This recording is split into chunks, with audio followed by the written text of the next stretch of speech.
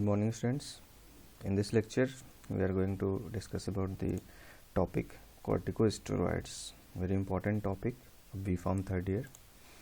corticosteroids होता क्या है? तो देखिए इसका जो नाम है उससे हमें ये पता चल रहा है कि ये कॉर्टेक्स रीजन यानी कि जो एड्रिनल कॉर्टेक्स जो एड्रिनल ग्लैंड होता है उसका जो कॉर्टेक्स रीजन होता है उससे एक हार्मोन रिलीज होता है जिसमें स्टेरॉयड न्यूक्लियस होता है. ठीक है, इसीलिए हम इसको कॉर्टिकोस्टेरॉइड बोलते हैं. स्टेरॉयड न्यूक्लियस क्या होता है? तो आप देखिए यहाँ पर ये 4 रिंग रहता है, स्पेसिफिक अरेंजमेंट रहता है इनका. तो इस अरेंजमेंट को हम स्टेरॉयड न्यूक्लियस बोलते हैं. तो जिस भी केमिकल्स में अगर ये न्यूक्लियस रहता है तो उसको हम स्टेरॉयड मेनली बोलते हैं. तो ये जो एड्रिनल कॉर्टेक्स जो कि किडनी के ऊपर रहता है, 1 पेयर हमारे बॉडी में रहता है, तो वो ये मेनली हार्मोन्स जो रिलीज़ करते हैं उनको हम कॉर्टिकोस्टेरॉइड्स बोलते हैं. ठीक है, तो और कुछ इसके सिंथेटिक एनालॉग्स भी हमारे प्रिपेयर किए गए फॉर द मेडिकल पर्पस.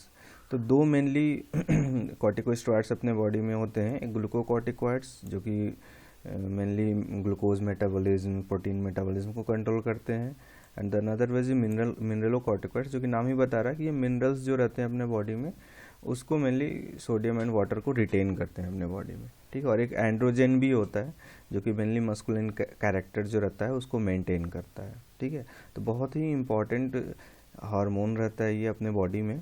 बहुत सारे फिजियोलॉजिकल प्रोसेस को कंट्रोल करता है, जैसे लॉन्ग टर्म स्ट्रेस रहता है तो उसको कंट्रोल करता है. हमारे इम्यून रिस्पॉन्स रहते हैं तो इम्यूनोसप्रेसेंट बोलते हैं इनको. इन्फ्लेमेशन को मेन एक्शन जो होता है मेन मेडिकल पर्पस में आज जो यूज किया जाता है मेनली इम्यूनोसप्रेसेंट एंड इन्फ्लेमेशन में ही इनको यूज किया जाता है. और बाकी बहुत सारे कार्बोहाइड्रेट मेटाबॉलिज्म, प्रोटीन मेटाबॉलिज्म, इन सब को कंट्रोल करता है. ठीक है, तो ये अपना हो गया मेनली कॉर्टिकोस्टेरॉइड. रिलीज कहाँ से होता है? एड्रिनल ग्लैंड से रिलीज होता है ये. ठीक है, तो देखिए यहाँ पर जैसे अपना ये किडनी हो गया, किडनी के आप देखो सुपरर रीजन पे यहाँ पर 1 pair of adrenal gland, left adrenal gland the right adrenal gland यहाँ पर दिखाया गया है. इसको अगर आप जूम करके देखो यहाँ पर तो इस फिगर को दिखाया गया यहाँ पर कि इसमें अगर एड्रिनल ग्लैंड में देखें तो मिडिल पार्ट जो होता है उसको मेडुला बोलते हैं. तो M for middle and M for medulla आप ऐसे याद कर सकते हो. और जो कॉर्टेक्स रीजन होता है इसको 3 पार्ट में डिवाइड किया गया है. अगर आप इसको सही से देखो तो यहाँ पर अगर अपर से मिडिल के तरफ आते हैं तो 3 रीजन जो होता है उसका ग्लोमेरुलोसा, फैसिकुलेटा एंड रेटिकुलरिस, जिसको हम GFR से याद कर सकते हैं. ठीक है, जोना ग्लोमेरुलोसा अपर पार्ट में रहता है, फिर फैसिकुलेटा एंड रेटिकुलरिस. तो ठीक है, तो इसको याद करना है अगर अपर से मिडिल के तरफ तो इसको हम GFR से याद कर सकते हैं. तो ये खास स्पेसिफिक रीजन जो रहता है यहाँ पर, तो ये क्या करते हैं, ये कॉर्टेक्स रीजन का ये 3 पार्ट जो होता है तो ग्लोमेरुलोसा रीजन में मिनरलोकॉर्टिकॉइड्स का सिंथेसिस होता है और यहीं से इनका रिलीज भी होता है जो कि मिनरल्स को बैलेंस करता है. तो जो मेन हार्मोन यहाँ से रिलीज होता है वो अपना एल्डोस्टेरोन रहता है. ठीक है, और जो फैसिकुलेटा रीजन रहता है यहाँ से मेनली ग्लूकोकॉर्टिकॉइड्स का सिंथेसिस एंड रिलीज होता है जो कि ग्लूकोज मेटाबॉलिज्म और सारे मेटाबॉलिज्म को कंट्रोल करता है. और इसका जो मेन बहुत सारे हार्मोन रहते हैं लेकिन जो मेन हार्मोन रहता है वो कॉर्टिसोल, जिसको हम हाइड्रोकॉर्टिसोन भी बोलते हैं, इसका रिलीज होता है. और जमुना रेटिकुलरिस जो होता है कॉर्टेक्स पार्ट का, वहाँ से एंड्रोजेंस का रिलीज होता है. डिहाइड्रो एपिएंडोस्टेरोन जो रहता है ये हार्मोन रहता है जो कि मस्कुलाइजेशन जो रहता है, डीप वॉइस हो गया, हेयर हो गया, इन सबको कंट्रोल करता है. और मेडुला रीजन से हम लोगों ने पहले भी पढ़ चुके हैं हम लोग प्रीवियस सेमेस्टर में कि यहाँ से 2 हार्मोन जो रहता है एपिनेफ्रिन एंड नॉरएपिनेफ्रिन, ये शॉर्ट टर्म स्ट्रेस में ही रिलीज होता है. फाइट एंड फ्लाइट रिस्पॉन्स आप लोगों ने पढ़ा होगा.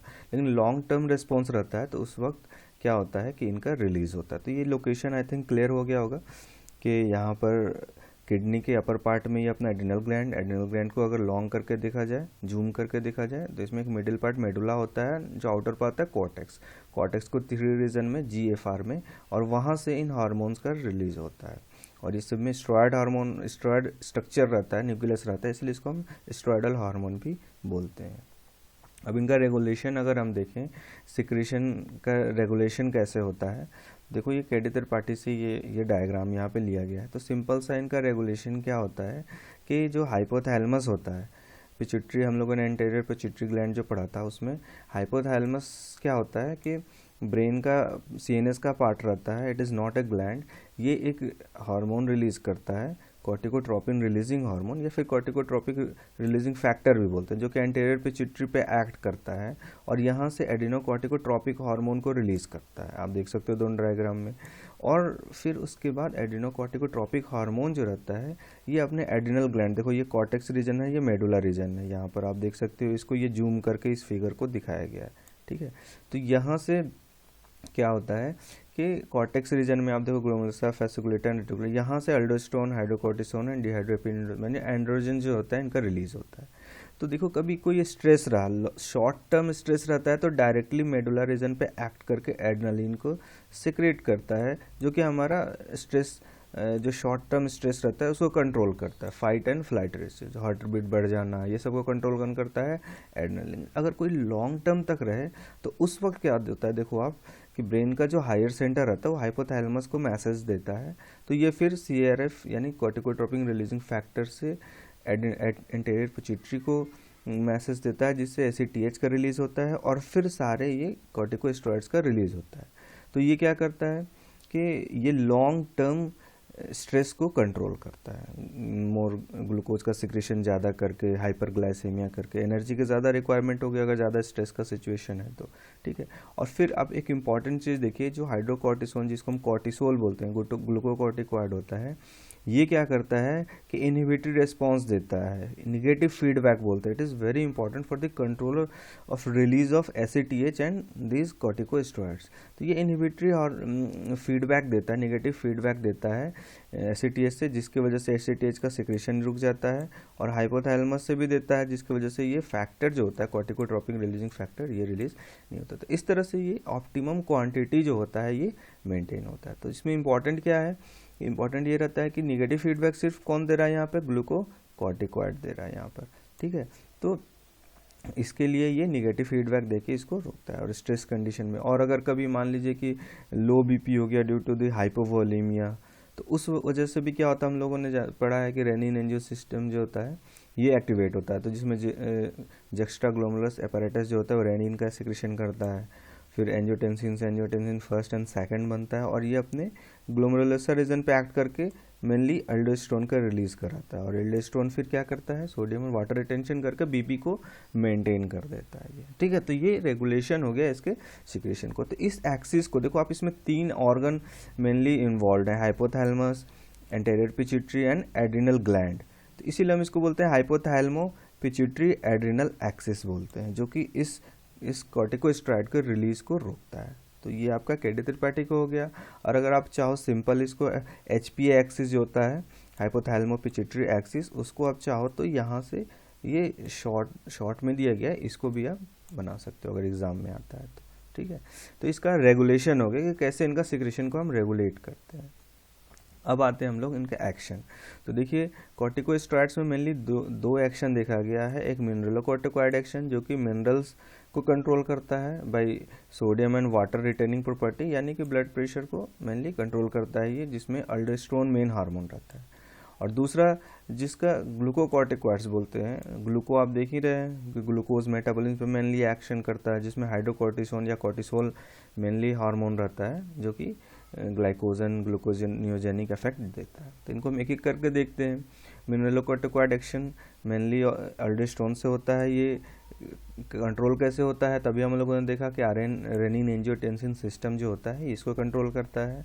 इसका एक्शन क्या होता है कि it retain the sodium and water, जो डिस्टल कॉन्वोल्यूटेड ट्यूब्यूल होता है नेफ्रॉन पे, उस पर एक्ट करके ये क्या करता है, सोडियम और वाटर का रिटेंशन करता है, रीअब्जॉर्प्शन इंक्रीज कर देता है, जिसकी वजह से ब्लड का वॉल्यूम बढ़ता है और BP भी इंक्रीज हो जाता है। तो देखिए आप एल्डोस्टेरोन का ये डायग्राम, इसमें भी देखो 4 रिंग है, यानी ये भी स्टेरॉयडल हार्मोन है। और अगर इसका ग्लूकोकॉर्टिकॉइड एक्शन देखा जाए अगर, तो देखिए आप यहाँ पर इसका एक्शन जो रहता है फार्माकोलॉजिकल एक्शन बहुत ही ब्रॉड रहता है, ठीक है। ये बहुत हर तरह के मेटाबॉलिज्म पे एक्ट करता है ये।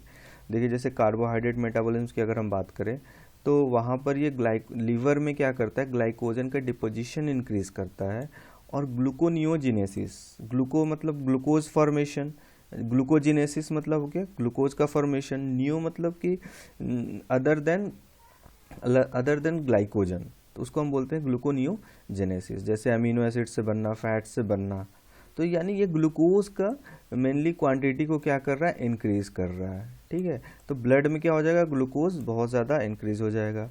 And it also decrease the peripheral utilisation of glucose, मतलब कि जैसे जो ब्लड में जो ग्लूकोज रहता है तो इनको यूज़ कैसे होगा, तो यूज़ क्या होता है कि ये जो सेल रहते हैं ये इनको यूज़ करते हैं, मेनली इसमें इंसुलिन जो रहता है ये इनको पेरिफेरल यूटिलाइजेशन करता है, जिसकी वजह से ग्लूकोज का क्वांटिटी कम होता है।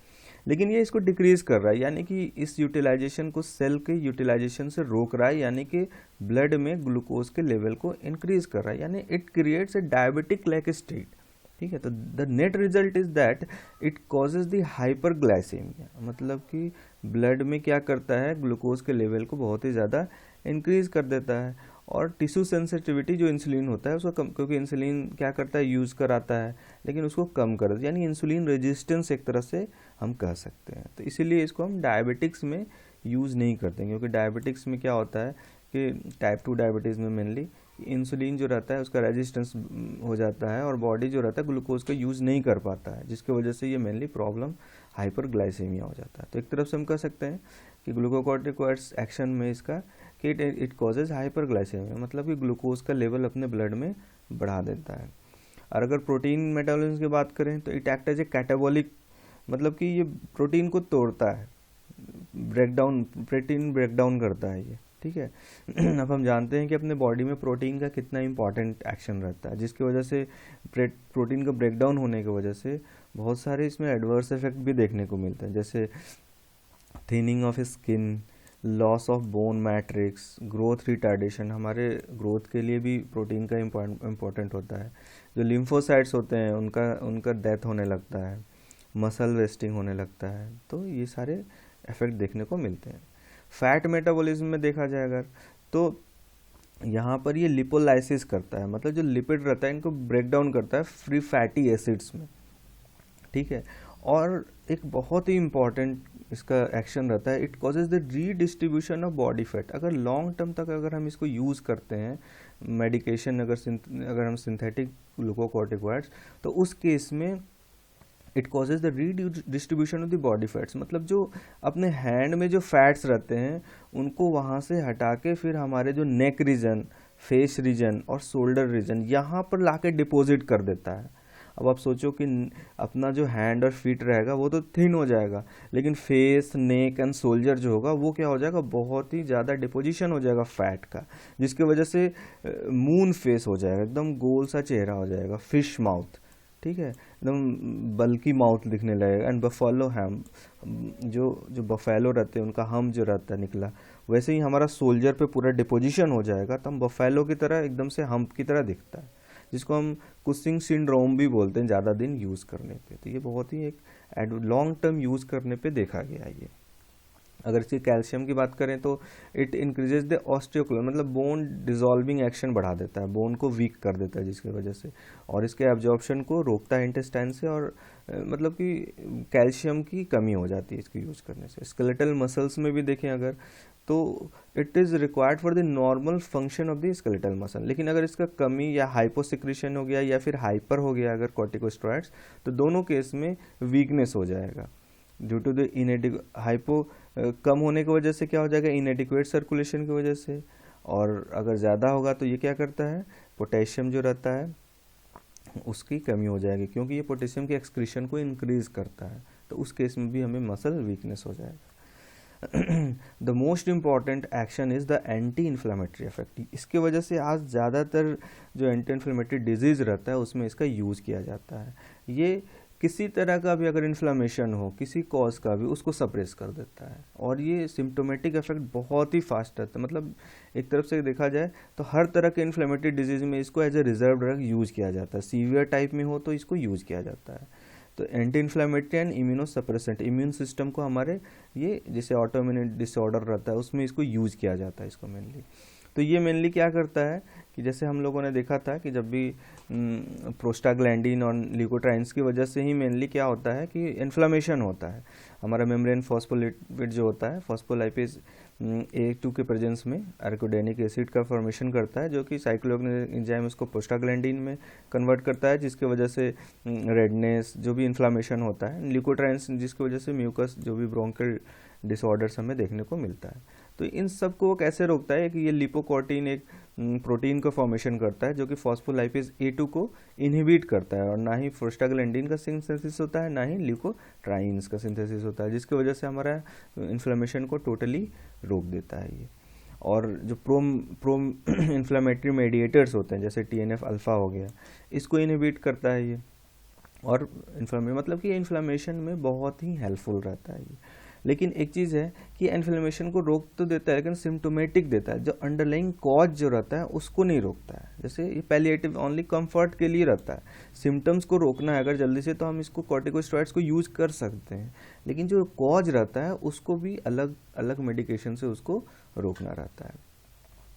और अगर इम्यूनोलॉजिकल एलर्जिक रिस्पॉन्स देखें तो ये इम्यूनोसप्रेसेंट का एक्ट करता है। ये दोनों मेडिएटेड, जैसे B cell and T cell immunity जो रहता है, दोनों को इनहिबिट करता है ये, ठीक है, मतलब humoral and cell mediated immunity, जिसकी वजह से इसको हम ऑटोइम्यून डिसऑर्डर्स में यूज करते हैं। ऑटोइम्यून डिसऑर्डर्स मतलब कि हमारा इम्यून सिस्टम हमें ही डिस्ट्रॉय करने लगा, तो उस केस में इम्यून सिस्टम को कम करने के लिए हम लोग इसका यूज करते हैं। ऑर्गन ट्रांसप्लांटेशन में भी अगर यूज करते फॉरेन ऑर्गन लगता है, तो हमारा बॉडी क्या करता है, उस ऑर्गन को किल करने का सोचता है, वो foreign as a foreign behave करता है उसके साथ। तो उस मेडिएशन को मेनली सेल मेडिएटेड इम्यूनिटी उसके साथ होता है, तो इसको भी हम सप्रेस करके मेनली ऑर्गन ट्रांसप्लांटेशन में भी इसका यूज़ करते हैं। तो बहुत ही इंपॉर्टेंट यूज रहता है इन सब में। और बाकी एलर्जिक रिएक्शन में भी इनका यूज करते हैं, ल्यूकोट्राइन्स को इनहिबिट करके। इनका मैकेनिज्म ऑफ एक्शन देखा जाए तो सिंपल सा इनका हम लोगों ने प्रीवियस सेमेस्टर में भी पढ़ चुके हैं इसके बारे में, कि ये साइटोप्लाज्म में रिसेप्टर से बाइंड करके एक स्टेरॉयड रिसेप्टर कॉम्प्लेक्स बनाता है, फिर न्यूक्लियस में जाके स्पेसिफिक पोजीशन पे DNA पे बाइंड करके और एक प्रोटीन सिंथेसिस करता है, जिसकी वजह से हमें रिस्पॉन्स देखने को मिलता है। अब कुछ सिंथेटिक स्टेरॉयड बनाए गए मेडिकेशन के लिए। आज बहुत ही इंपॉर्टेंट स्टेरॉयड्स का आज बहुत ही ज़्यादा इंपॉर्टेंट रोल है अपने, क्योंकि जितने भी autoimmune disorder, inflammatory disorder, nephrotic syndrome disease रहते हैं, उन सब का ट्रीटमेंट इस ड्रग से किया जाता है। नो डाउट इनसे एडवर्स इफेक्ट तो हैं, लेकिन they act as a life saving drug अगर सिम्टम्स को रोकना है तो सिंथेटिक स्टेरॉयड इसलिए बनाए गए कि ये मोर पोटेंट है, लॉन्गर एक्टिंग है एंड सेलेक्टिव है। जैसे ग्लूकोकॉर्टिकॉइड्स एक्शन को रोकना है, उसके लिए भी short acting, intermediate and long acting बनाए गए, और अगर मिनरलोकॉर्टिकॉइड्स के लिए भी करना है तो उसके लिए भी अलग से सेलेक्टिव बनाया गया। तो इसमें इंपॉर्टेंट, जैसे आप देखो प्रेडनिसोलोन का नाम सुना होगा आप लोगों ने, मिथाइल प्रेडनिसोलोन जो रहते हैं, ये सब इंटरमीडिएट एक्टिंग में इंपॉर्टेंट ड्रग रहते हैं। हाइड्रोकॉर्टिसोन जो रहते हैं, इनका rapid and short duration of action रहता है, और इनको हम एड्रिनल इनसफिशिएंसी में यूज़ करते हैं। मतलब एड्रिनल ग्लैंड जब सही से SATH का रिलीज नहीं कर पाता है, जिसकी वजह से कॉर्टिकोस्टेरॉइड हमारे बॉडी में नेचुरल कॉर्टिकोस्टेरॉइड्स की कमी हो जाती है, तो उस वक्त इनको रिलीज, ये रिप्लेसमेंट के लिए यूज करते हैं, ताकि सही से हाइड्रोकॉर्टिसोन फिर क्या करता है कि SATH को फिर, और मतलब हमारे बॉडी में जो स्टेरॉइड रहते हैं उनका सही लेवल को फिर से ये ला देता है। प्रेडनिसोलोन मोस्ट इंपॉर्टेंट ड्रग, ये बहुत ही पोटेंट रहता है। इसको हम 5 to 60 mg according to body weight and the severity of the disease हम इसको यूज कर सकते हैं, mainly allergic, inflammatory and autoimmune disorders में। वैसे ही मिथाइल प्रेडनिसोलोन है, ये भी एंटी इन्फ्लेमेटरी एंड इम्यूनोसप्रेसेंट हम इसको यूज़ करते हैं। और अगर यूज़ देखा जाए इनका, तो यूज़ मैंने बताया आपको बहुत ही ज़्यादा यूज़फुल ड्रग रहते हैं। रिप्लेसमेंट थेरेपी में मैंने बताया भी कि जब एड्रिनल ग्लैंड सही से हार्मोन का रिलीज़ नहीं कर पाता है, तो उस वक्त इसको यूज़ किया जाता है, जिसकी वजह से ये HPA एक्सिस पे एक्ट करके और उसको मेंटेन करता है। और अगर इसका नॉन एंडोक्राइन डिजीज़ में मेनली इसका एक्शन जो होता है वो mainly inflammatory and immunosuppressant use किया जाता है, ठीक है। और ये उसमें मेनली सिम्टोमेटिक रिलीफ देता है भाई, and they act as a life saving drug. जैसे रिमोटॉइड आर्थराइटिस में जब बोन में बहुत ज़्यादा पेन होने लगता है, इन्फ्लेमेशन इंक्रीज करता है, तो एनसेड्स के बाद इन्हीं को हम रिजर्व ड्रग में यूज़ करते हैं। एलर्जिक डिजीज जिसमें IgE का सिक्रेशन बहुत ज़्यादा हो गया, हीमोग्लोबिन E का, तो उसको कम करने के लिए भी हम इन लोग एज ए इम्यूनोसप्रेसेंट यूज़ कर सकते हैं। अस्थमा में भी हम यूज़ कर सकते हैं इन्फ्लेमेशन को कम करने के लिए। ऑटोइम्यून डिसऑर्डर्स बहुत सारे, जैसे थ्रोम्बोसाइटोपेनिक परप्यूरिया, जिसमें हमारा जो इम्यून सेल रहता है वो प्लेटलेट्स को ही किल करने लगता है, तो इम्यूनिटी को कम करने के लिए हम लोग मतलब हर तरह के इम्यून सिस्टम में हम इनका यूज़ कर सकते हैं, इसीलिए इनको हम लाइफ सेविंग ड्रग भी बोलते हैं। ऑर्गन ट्रांसप्लांटेशन, स्किन को ट्रांसप्लांट करना है, उस केस में भी हम इसको यूज़ करते हैं। इन्फ्लेमेटरी बॉल डिजीज, जैसे बहुत सारे हमारे इंटेस्टाइन में जो डिजीज़ रहते हैं, जैसे अल्सरेटिव कोलाइटिस हो गए, क्रॉन्स डिजीज़ हो गए तो उस केस में भी हम इनका, रीनल डिजीज में प्रोटीनूरिया होने लगता है, प्रोटीन आने लगता है यूरिन से, तो उस केस में ये इनका यूज़, जैसे IgA नेप्रोपैथी हो गया, IgG नेप्रोपैथी हो गया, और स्किन डिजीज़ में भी हम इनका यूज़ करते हैं। इनका एडवर्स इफेक्ट बहुत ज़्यादा लॉन्ग टर्म, अगर 2 to 3 वीक्स तक अगर हम यूज़ करते हैं तो उस वक्त इनका बहुत ही ज़्यादा इंडेजाबल इफेक्ट आता है। जैसे मैंने बताया कुशिंग हैबिटस, मतलब कि मून फेस पूरा का पूरा फैट जो होगा वो आके आपके नेक रीजन, फेस रीजन पे आके डिपॉजिट हो जाता है, जिसकी वजह से इरेगुलर फेस हो जाता है, moon face, fish mouth and buffalo hemp की तरह हो जाता है। फिर ये हाइपरग्लाइसेमिया एंड ग्रोथ रिटार्डेशन करते हैं, ये सारे ज़्यादातर लॉन्ग टर्म थेरेपी की वजह से होता है, जिसकी वजह से मसल्स डेथ भी होने लगता है। और ये हमारे इम्यूनोसप्रेसेंट एक्ट करते हैं, जिसकी वजह से क्या होता है कि बहुत सारी इम्यूनिटी हमारा लो हो जाता है, जिसकी वजह से बहुत सारे अपॉर्चुनिस्टिक डिजीज़ जो रहते हैं वो होने लगते हैं हमें, जैसे निमोनिया हो गया, बहुत सारे वायरल बैक्टीरियल डिजीज़ आ जाते हैं, क्योंकि ये हम इम्यूनोसप्रेसेंट ऑटोइम्यून डिजीज़ में हम इनको एज इम्यूनोसप्रेसेंट यूज़ करते हैं। तो ये सारे हमें एडवर्स इफेक्ट, और ये क्या करता है, hypothalamic pituitary adrenal axis separation, मतलब ये एसिटीएच के रिलीज को रोकता है, मतलब क्योंकि निगेटिव फीडबैक देने वाला बहुत ज़्यादा हो जाता है ये, जिसके वजह से ये हमारा HP एक्सिस को सप्रेस कर देता है। और अगर इसको एब्रप्टली स्टॉप कर दें, अगर इसको लेना, देखो आप इसका जो ट्रीटमेंट रहता है, अगर हाई डोज में ले रहे हैं तो टैपरिंग करके डिक्रीज किया जाता है। जैसे मान लो कि अगर प्रेडनिसोलोन 60 mg ले रहा है कोई अल्टरनेट बेसिस पे, तो इसको धीरे धीरे हर वीक में 40 हो गया, 30 हो गया, 30 mg ऐसे करके इसको धीरे धीरे करके इसको स्टॉप किया जाता है। एब्रप्टली इसको नहीं हटाया जाता है, क्योंकि अगर एब्रप्टली इसको हटा देंगे तो विड्रॉल सिम्पटम देखने को मिलते हैं, और जो डिजीज रहता है वो अचानक से इंक्रीज हो जाता है। तो इसीलिए इसको एब्रप्टली इसको नहीं हटा, अचानक से स्टॉप नहीं किया जाता है, मतलब टैपरिंग करके धीरे धीरे डोज लो करके इसको मेनली इसको स्टॉप किया जाता है। तो ये अपना मेनली कॉर्टिकोस्टेरॉइड्स हो गया। तो एग्जामिनेशन पॉइंट ऑफ व्यू से भी इम्पॉर्टेंट है, इनका फार्माकोलॉजिकल एक्शन, एडवर्स इफेक्ट, ये सारे एग्जाम में आ सकते हैं, इम्पॉर्टेंट है ये। ठीक है, थैंक यू।